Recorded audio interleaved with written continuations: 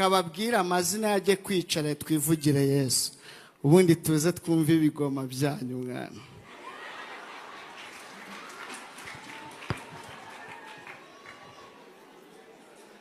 Haleluya. Yesu ashimwe. Ndanezerewe kuba ahangaha. Turanezerewe mu mitima yacu.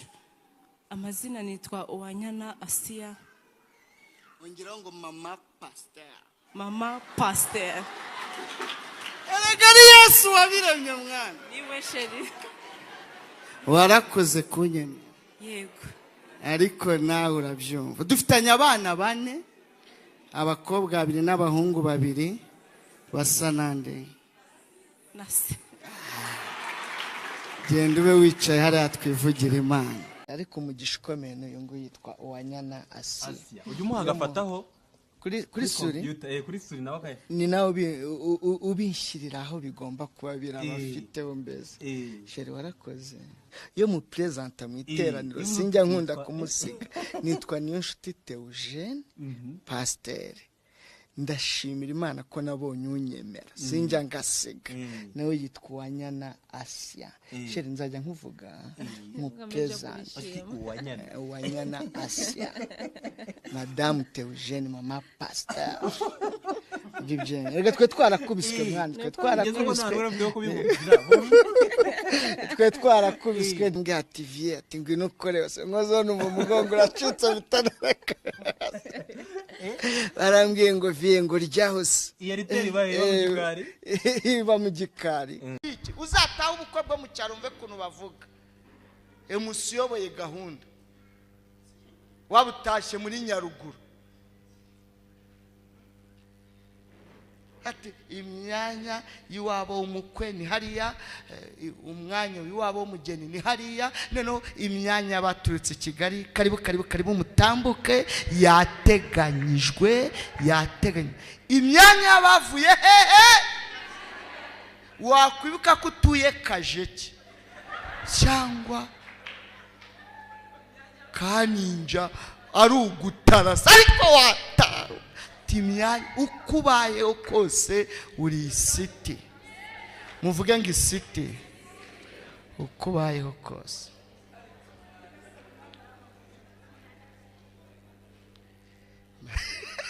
Imana ishimwe. Jetsaho umuryango ikavuga ngo abanje dutahe. Hariho abasigara tu ndebera ukwegere ngo hari zamuka se mwana. Acyo twabure ubwitegereze. Mumbarize ngo urabona wacaho. Hoya ntaga byumvishe. Mufate mu kiganza umubazo usa nk'umukanga wenda yakumubaze ati urumva wacaho.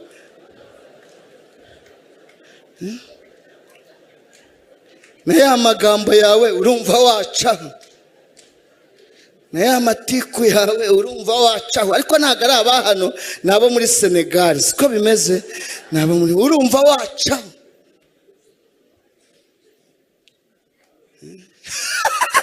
Gazo usanze mbese batayijimije kandi byahe urumva wacaho. Reba umuntu ahagaze kuri kontwara avuga ngo mpakaginga. Ubwo se umuntu umwe akaginga ahinduka ikiko. Warize ukarangiza amashuri yawe ugakubita university warangiza ukajya kugura kuma. Rero hari utwo nabonye hariya gogos bapfunduza big to ebana akakubita rawundi makahita yikunkumura ati kageze.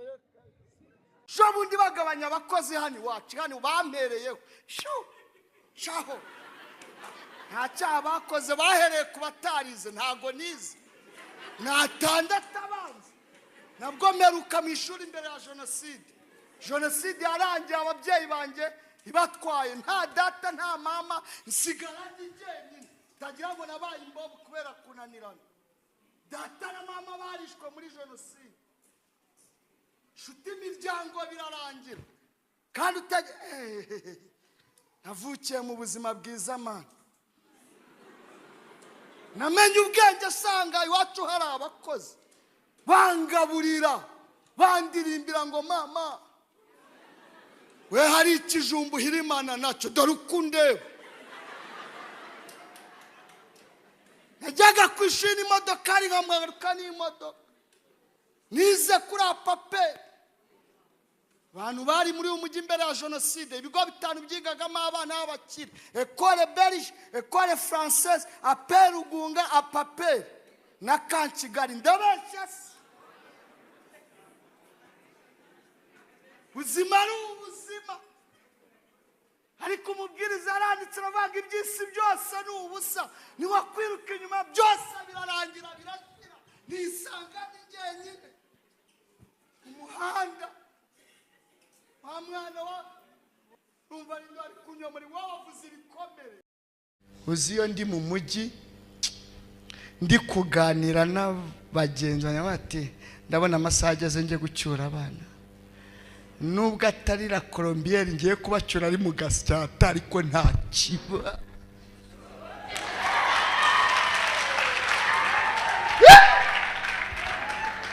kibazo kandi n'abana barabimenya ko biri kwemera uzi kuntu basohoka bagenda gakega abandi basohoka ari 100 metre baguruka marato abandi paparaje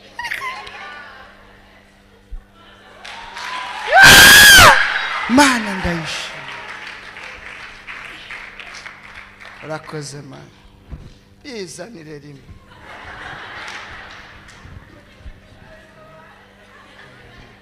twihanaguraga gutya rero agasume nako karancumuza rwose ndakibagirwa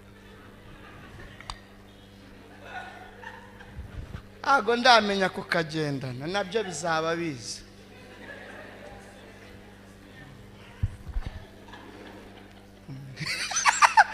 twihanagura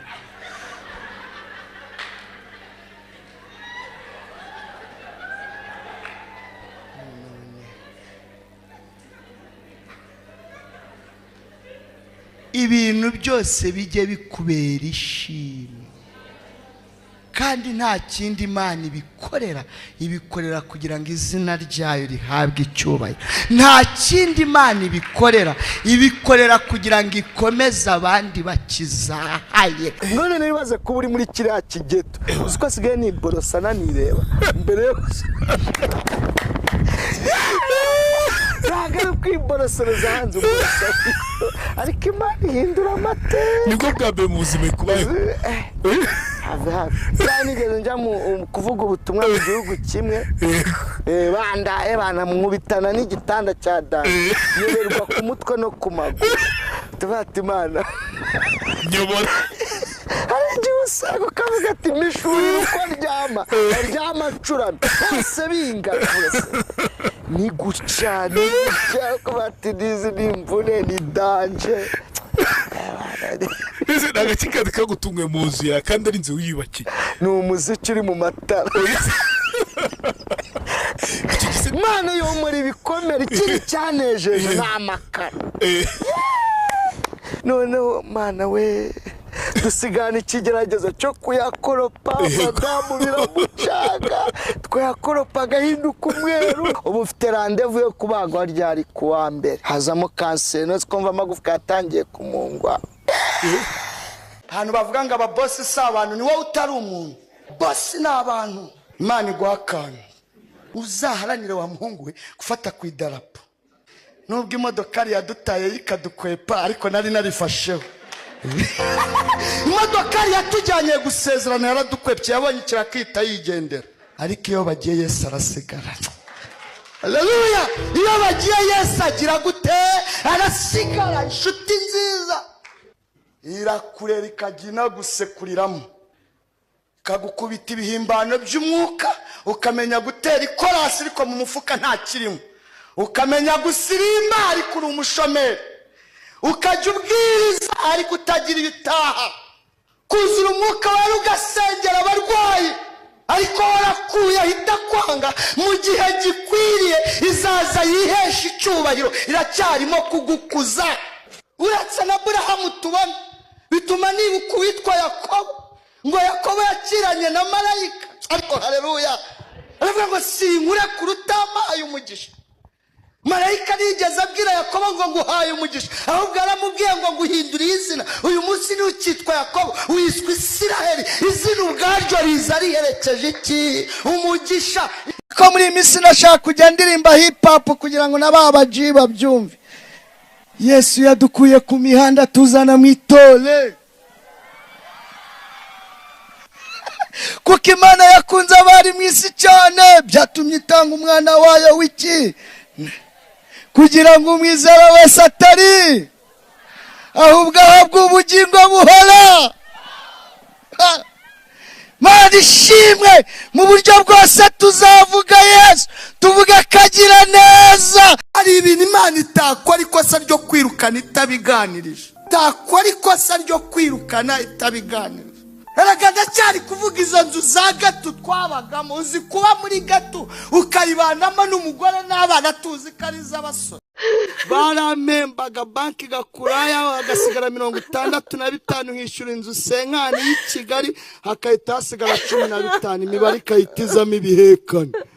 Hari igihe ubara ntirivamo imibare ikaza. Ndagusengeye muri uyu mugoroba, Imana ikuntera izina rijo